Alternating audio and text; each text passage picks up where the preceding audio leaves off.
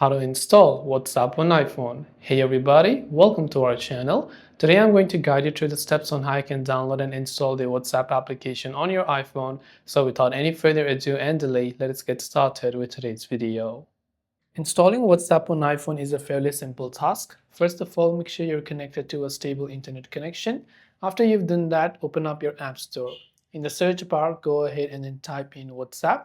So once you type in WhatsApp, you'll be able to see different applications from the list.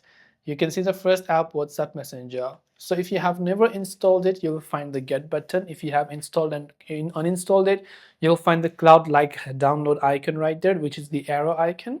If you've already installed it, you'll see Open. If you've installed it but requires an update, you will see the Update button. So just like that, you should be able to install WhatsApp on iPhone. I hope the video helped you out, and if you have any questions, do feel free to leave them down in the comment section below. As always, thanks for watching till the very end of this tutorial, and see you soon in the next video.